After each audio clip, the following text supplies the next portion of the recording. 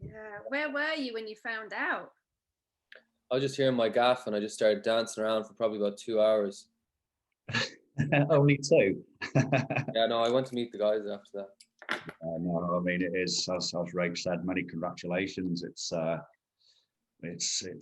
phenomenal to learn that you've been nominated, because that's there's hundreds of bands that never get anywhere near a sniff of that, and to do that on your second album, it's very well done. Thanks very much. Thanks very much, man. Yeah. Where were you? Where were you? I was I was getting some food in Hackney, and I was on the phone to my mate, and we were just talking for about an hour, not really talking about much, and then Trev was calling me loads, and I was like, okay, I'm gonna pick up from Trev and pick up to the phone, and he said it, and I was just like literally like screaming outside Broadway Market, going, oh, no way, it's insane. So, yeah, it was a nice experience. I went and got myself a little mulled wine afterwards as a little celebratory thing. It was lovely. That Instagram post of the 5 of you plus Eamon Dunphy, it was one of the funniest ones I've seen. Just the way you looked excited and. Yeah, we have a couple of pictures that we stick up backstage on tour, laminated, and he's one of them. So he's good luck for us, Ah, yeah, because Cormac in the group was wondering what the reference was for him. Because the start of the day was like you were one of the top BBC Six albums as well, and the day just sort of kept going with all this amazing news. And we were just like, whoa, it's like what a day for Fontaines D.C. It's brilliant. Yeah, it was a really weird one, because it was the day after the Brixton live stream as well. So Yeah. I was kind of really enjoying the aftermath of that, and then the Six Music thing, the Grammy thing. So it was busy. It felt like very normal times again. Yeah. So we really appreciate you taking a bit of time out today to sort of chat with us. And a lot of our thoughts and questions, I suppose, have come from what's really going on in our members and the sort of topics we talk about and things like that. Because we've got nearly 4,000 members now, and they're always super keen and enthusiastic about what you're up to as a band and all the different sort of elements that have been going on the past 6 months or so, even longer now probably. I suppose I wanted to start off talking about Brixton, because of being there myself in February and also then seeing it online on Monday. I just wanted to talk to you about how that was in comparison. So, playing there to 5,000 people, it was a headline gig. And it was just, mind-blowing to see, compared to online, really, how that felt for you as a band. Yeah, it's weird. It was because it was the last proper gig we played, it's become quite symbolic in our minds of where we were before the pandemic, and I guess a point that we compare back to of how much our lives changed during the pandemic, of coming to a complete halt, and because of that, it was very spooky to go back to the same venue, but to be empty because of the pandemic. It was like very symbolic. But I guess we got to appreciate the venue in a different way, because we could go out to the floor and have a look at it. And I noticed all of the stuff above it that I never saw before. It looks like a panto set of like Romeo and Juliet up at the top or something like that. And I love Brixton because it's on a slope. And so if you're quite short like me, you can pretty much see. So our plan that night we'd never thought we'd get to the front, but we did. We just sort of wandered down and we're like, oh, we're at the front again. And it was just great. And Carlos was, he came to, we called it Carlos Corner, because he kept coming down to that particular corner and interacting with the crowd and so forth. I spotted on stage one of your roadies. So has it been nice to work with your crew again? Yeah, it was so nice to see them all again, because we hadn't seen them since February, March time, and they're such an important part of us as a group when we're touring. So it was really nice to see everyone again. It was a real reunion.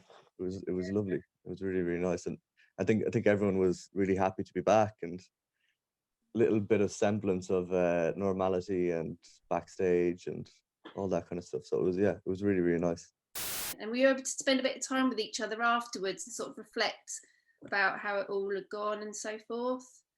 A little bit, yeah. I mean, it's a very different buzz from finishing a normal gig. It's kind of like you just finish and you're in a venue completely empty and you're kind of just getting the tube home. Like, it's a very different atmosphere, but yeah, it was nice to have a little event of it as well.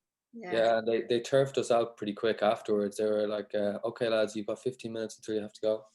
Oh, really? You get to hang around for a long time, and it's just obviously because of the pandemic. But it was interesting. I think various members in the group had different ways of watching it. So Mike had the whole sort of mask thing on his face, so he was able to.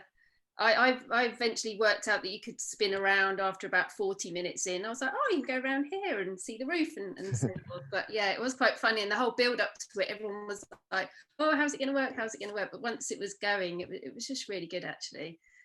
Did you find it more nervous doing that one? Because I don't know if people were watching compared to the real life one. What was more nerve wracking? Yeah, I was just going to say, it's hard to say because I don't know, you kind of get a buzz off the people that are there normally, so it kind of gives you this extra energy, and so when people aren't there, it might seem counterintuitive, but it can kind of be a bit more nervous for some reason. I don't know, and then there's loads of cameras on you as well. You're like, who is watching me? But specifically, one of the questions that has certainly been in my mind since the show was the one at Kilmainham jail, and how that must have felt for you to play in such an iconic building within Dublin, within Ireland, and whether there was a special resonance for you to be playing there. Massively. I think that was probably one of the favorite kind of places that we've ever played before. It's such an important place in Irish culture, and it was just, yeah, it was a really special place to kind of play in. I feel like not many bands get the opportunity to do that, and it was it just looked amazing as well. I think everyone on the Other Voices team did a class job of making it look and sound great as well. So it was a really, really special one. Hello. Oh, hello. Sorry, I'm late. Oh, not at all. How are you getting on? Oh, hey, Rachel. Hello, how are you? I'm all right. Oh. I'm all right. How are you? Yeah, we're great. Yeah, I was just saying to the others, thank you for doing this for us. Really appreciate it. I know Yeah, you're of really course. busy, and congratulations on the Grammy and nomination. Yeah, I know, it's mad, isn't it? Yeah.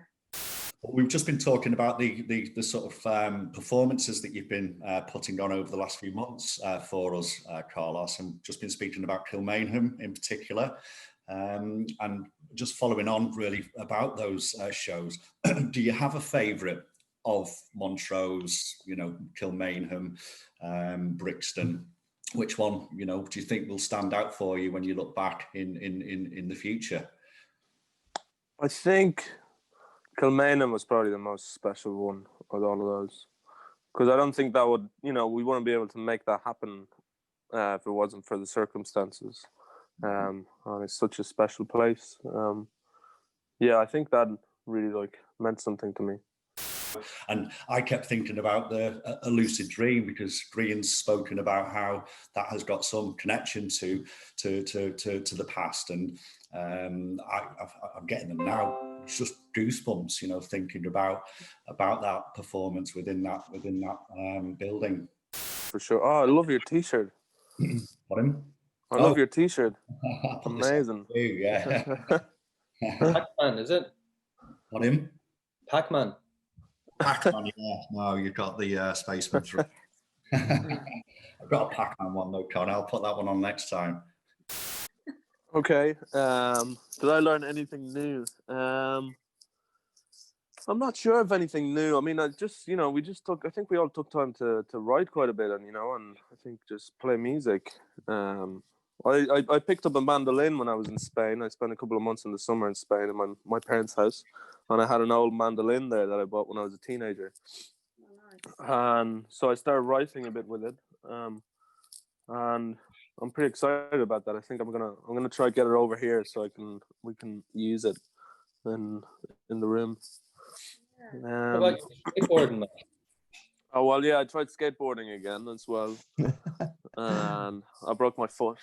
So yeah, I broke my heel. Yeah, which is kind of like probably the reason I picked up mandolin afterwards. You know, because I couldn't really move for ages. I was quite bored. So, but I'm all right now. The heel is completely healed. Yeah. What about you, Deego? Did you pick up any different hobbies or go back to anything? I started getting into photography actually a bit during lockdown. It's cool because it's something you can do no matter where you are, and it's nice because I feel like I'd never really been taking pictures of any of the people in my life or over the years, and I feel like there was just a big absence of certain years of my life, and I was like, what the fuck? So I kind of wanted to start preserving it a bit more, just to know what was going on, but really picked a good time to do it when there's actually nothing happening, like, so there's a lot of pictures of just fields and shit. You were in a beautiful part of the world, weren't you, at that time? Yeah, in Mayo and the west of Ireland. Yeah. Lovely, actually. And also your direction skills as well, wasn't it, with I Don't Belong? Oh yeah, that was cool. Yeah, directed that over the internet, like, or over the phone, the internet, so it was pretty strange, because it's the first time I've directed something, and to do it without being there, I guess, is quite odd. But yeah, I had a shot list and everything drawn out for the cameraman, and I talked with Hugh, who directed our other videos, and he produced it. So he arranged the cameraman and the editor and stuff. And I spoke with them all about how to do it, and we arranged it, and they went out and shot it in Skerries. And actually, when I got the raw footage back, it was 2 hours of footage, and it was all pretty bad, actually. It didn't work out. And so we had to reshoot the whole thing. But it didn't really cost too much money or time, but just meant that Green had to jump in the ocean twice, like. So I was getting a call from Trev going like, Deego, are you sure that he has to jump in again? Like, are you sure? Because he might get sick. Like, he might get. What about you, Tom? Did you go back to anything? I saw on social media you bought a little Korg. Is it Korg? Yeah. I was back home for 3 months, living with my mom for the first lockdown, and I kind of got the idea into my head that I was going to buy a lot of synthesizers and drum machines and start making electronic music that was really bad. So I bought a few things and haven't really touched them. So it was a bit of a waste of money, but Tom, that's a lie. You made some amazing stuff. I haven't really. But anyways, I have them now for a game, so I'm going to work on them. Yeah, the first lockdown I spent back with my mom, so it was very, like, it was literally out in the middle of nowhere, on the side of a mountain in Mayo. So I tried to start running and being slightly healthy, and that's all gone out the window now that I'm in London. But tried to keep busy with it. I was lucky enough when I met you in Cologne. It's really interesting that how it all happens, that you set up and then you have something to eat and then you play and then you pack up and then you go. And it's just like you don't really have much time. I don't know, perception of what backstage looks like, and everyone's got all this time, but it's not. It's just literally one thing after the other, and that's you go and off to the next thing, really. So I can see. Yeah, I think it's all changed a lot in the last 15 or so years since a lot of the money went out of music, and it changed from being mad parties backstage with loads of drink and drugs to being like quite a practical job, like. And you're very happy to have a couple of beers or food backstage. And it's a different world to anything. We haven't experienced anything else, but it's a different world to what I hear it used to be like.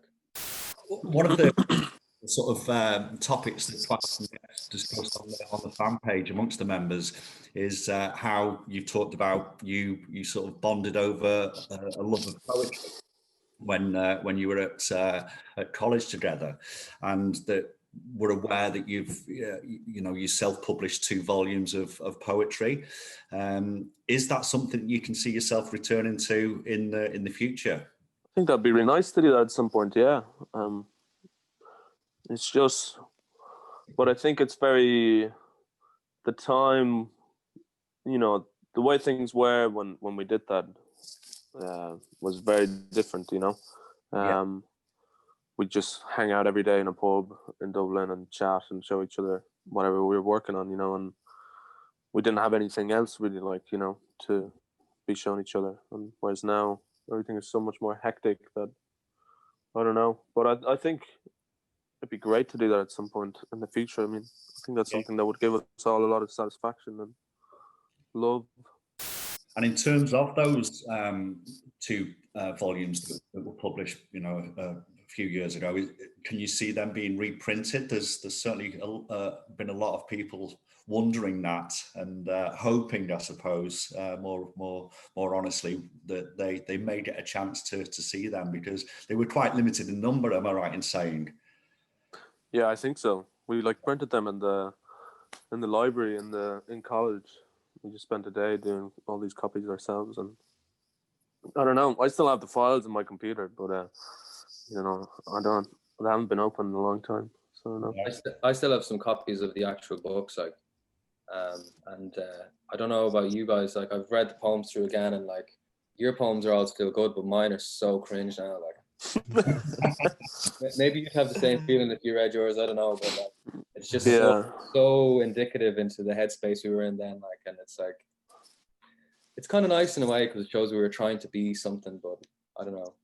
I'd be embarrassed of them maybe now. I don't know. The love of words is certainly something that's resonating with us, and I think attracts a lot of people to you, because you're treating songwriting as a craft, and that that isn't really something that's necessarily the case much anymore. So to know that that's how you got started, I think it's quite clear that that love of poetry and love of words is very much something that we can see here. Yeah, maybe someday they could be auctioned for charity or something. That could be a nice thing, nice way.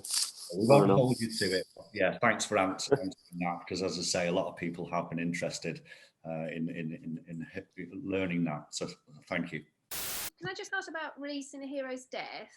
Because from sort of a fan's perspective, it's slightly different that, we haven't been able to go to the in-stores and sort of celebrate it at gigs with each other and talk about stuff. So we've celebrated and talked about the album online within the community and so forth. How's it felt for you releasing it in this sort of situation? Yeah, it was, I don't know, I feel like the buzz of releasing it, obviously put it out in end of July and stuff like that. So we were really busy in the run up to it. Mm-hmm. Which was great, because we had nothing else to do. So that was a really, it felt like I was, I wasn't wasting any time in lockdown. It was we were really busy and we'd stuff to be at. And then the album came out, and I think it went really well. But then it I feel like for me, the aftermath of that only lasted a week or two. And then it was oh, okay, the stuff has dried up a little bit, and we don't have interviews to be doing. And it felt like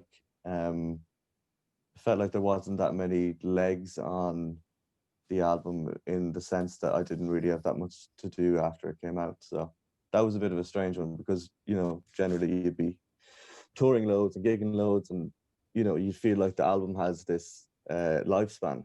So yeah, I thought that was a weird thing. But now with us all writing again, and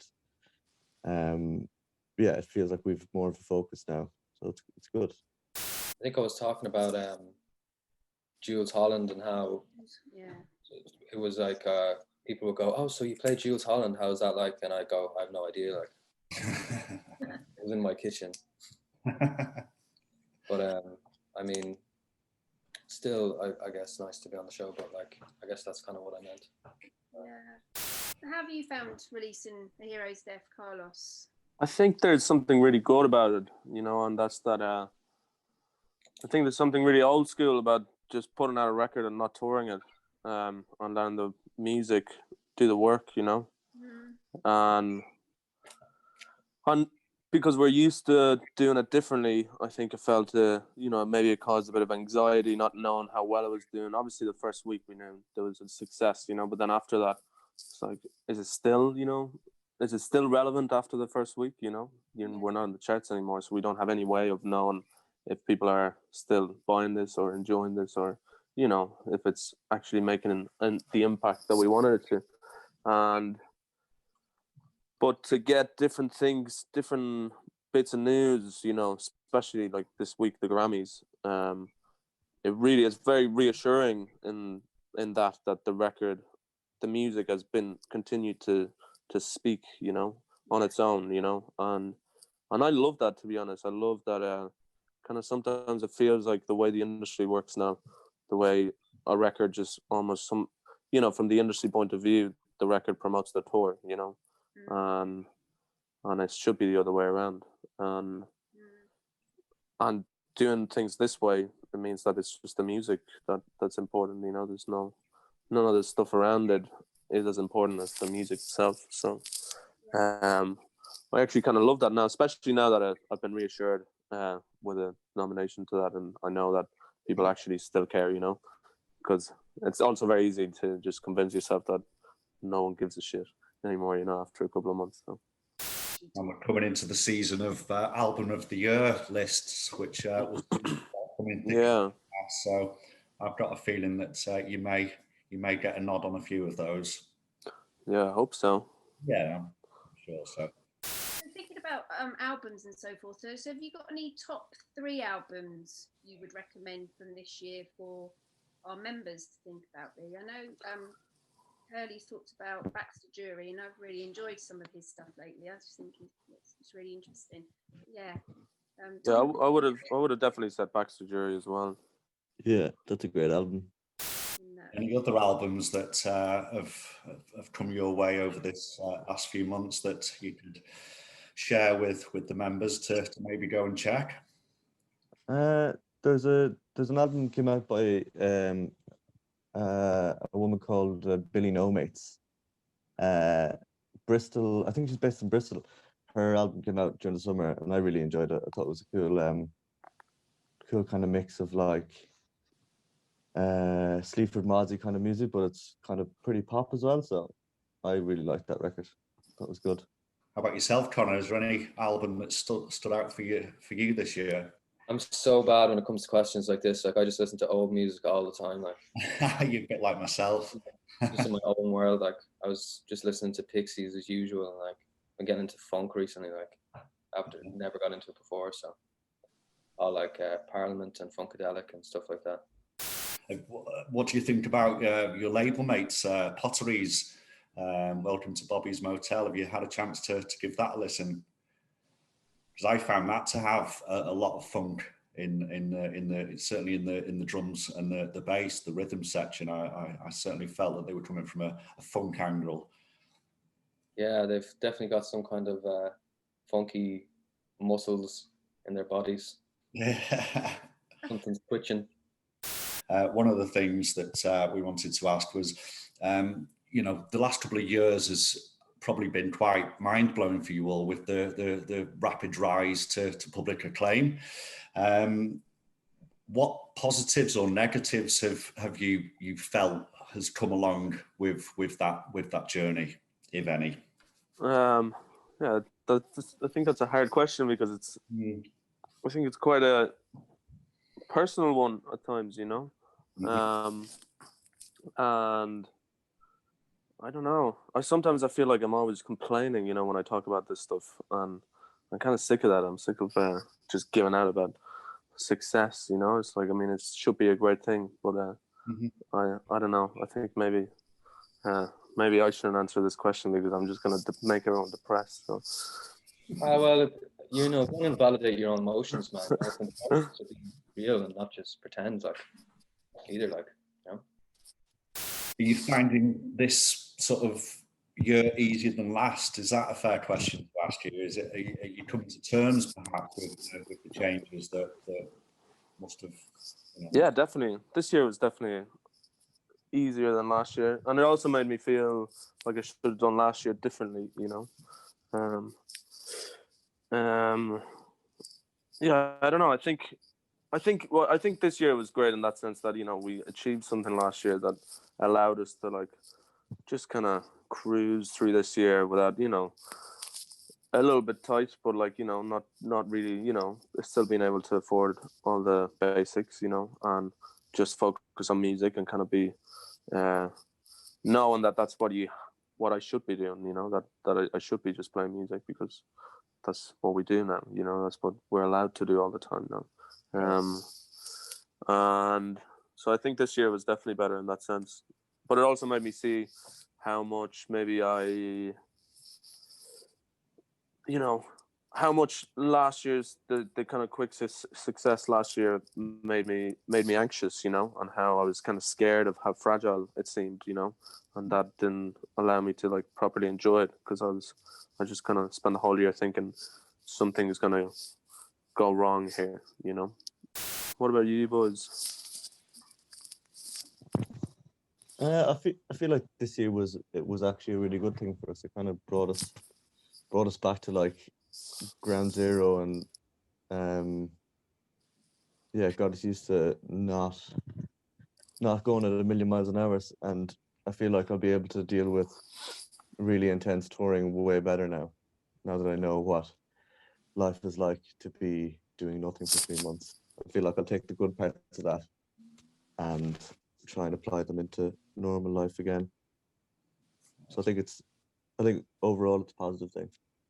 Yeah, it was nice to get back to normal life, to realize what it is you actually want to get out of life and what things that mean the things they do to you, like seeing your family or a bit of consistency and the value of that. Because when you're touring consistently in the band and it's something you've worked for your almost your entire adult life, you get this sense of, even though you're stressed and even though you're worked so hard, that you have to be really appreciative of it, because what are the chances of it happening and all this. And so you get this sensation of my emotions are invalid, and the fact that I'm tired right now and the fact that I'm feeling stressed out, I shouldn't be feeling this, and I'm you know, really not appreciating my privilege in this situation. Then you get a bit of perspective from some time off, and you realize that actually, even though you're privileged, you definitely are privileged to be working this job, and it's amazing that you get to make music. It is still a job now, and you can be overworked and you can be stressed out by it, and that's fine. And that what you were feeling was correct, and you needed the time off that you got was really good for getting a perspective of that, and hopefully a bit more, now that you've had time for reflection, you'll be able to deal with those stresses in a way that's not so of the moment and kind of reactionary, and have a bit more, you know, perspective on it. And I suppose we were thinking about what the opportunities you've had the last couple of years, and any heroes or people that you've been really keen to meet and had that opportunity, you know, when you've gone to different awards or people have come away, and that'll obviously continue and progress. But have you had, you know, those opportunities to meet anyone you really would like to have met? Yeah, there's one person I met last year that I wish I could meet for the first time this year, because I didn't know his music at all. And you know, before I met him, Trev gave me a bit of a background of who he is. You know, we went for a pint with him and what he'd done and blah blah. And you know, I knew some of the stuff he'd done, but none of his solo stuff. Is Richard Hawley, and I knew, you know, he's done whatever he'd done with Pulp and whatever, but I'd never really listened to his solo stuff.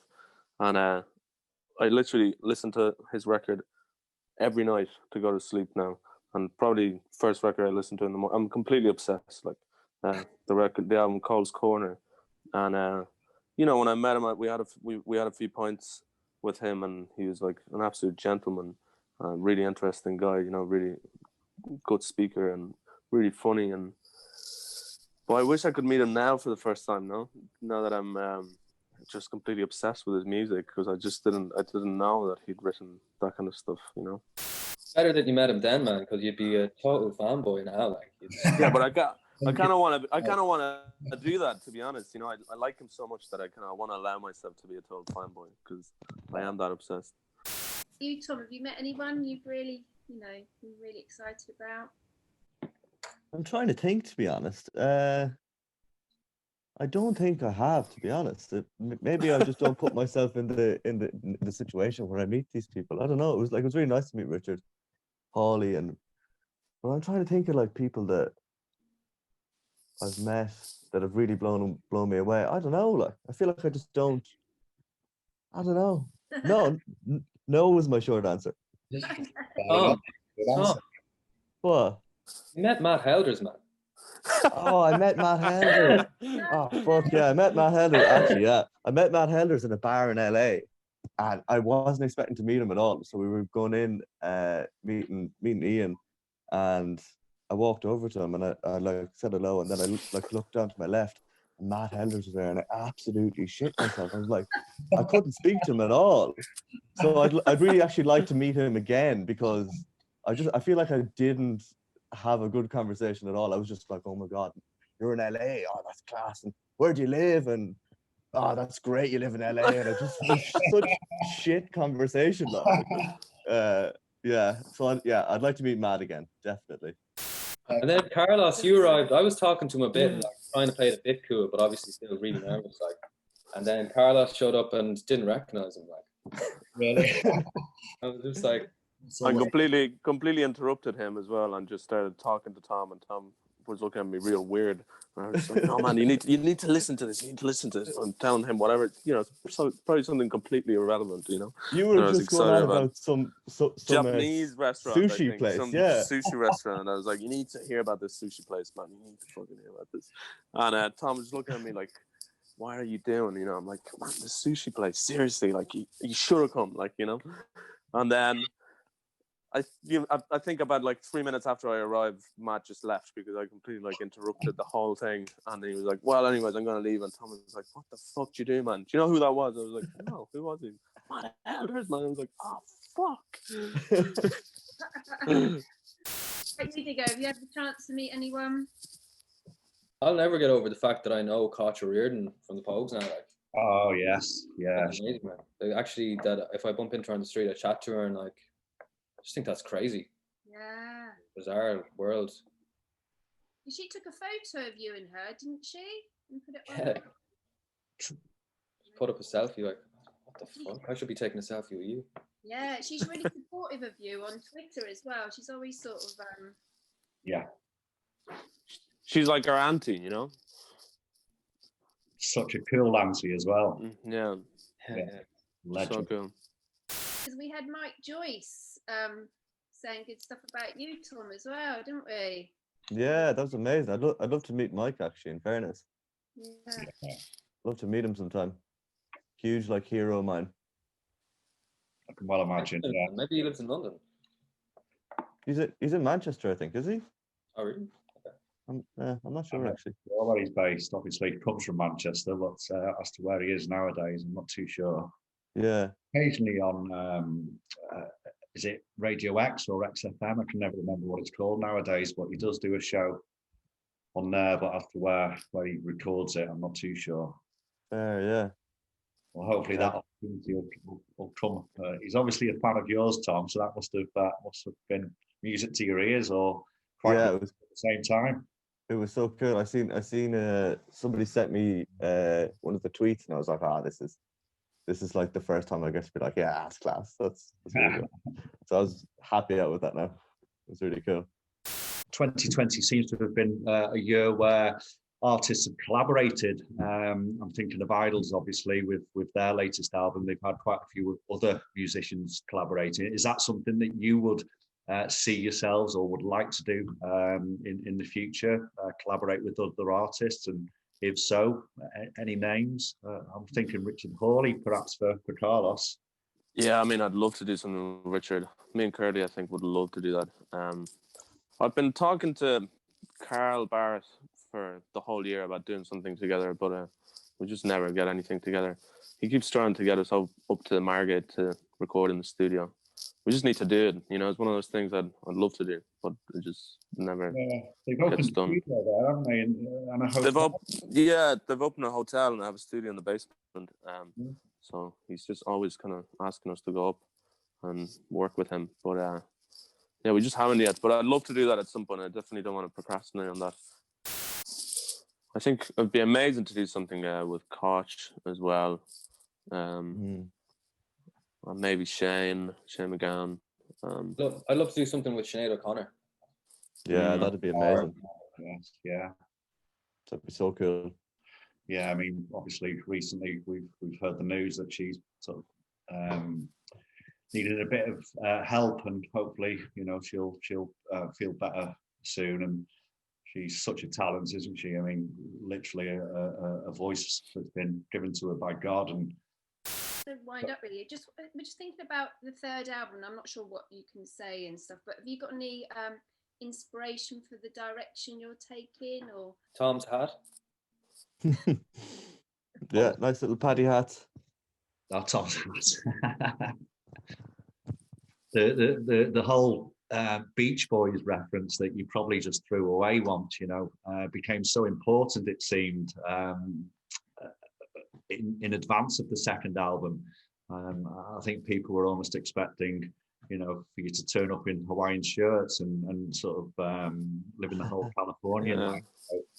So that seemed to pretty go funny, actually. Yeah, no, I found it amusing how it seems to be taken so literally. Yeah. So probably be careful now with what you answer, because it may set people off on a sort of journey that you don't intend them to go on. But I mean, talking about the third album, you've been at Abbey Road, have you, starting to write? Well, that was something else. That wasn't third album stuff. Sorry. That's another thing we can't talk about. But it's exciting. It's super exciting.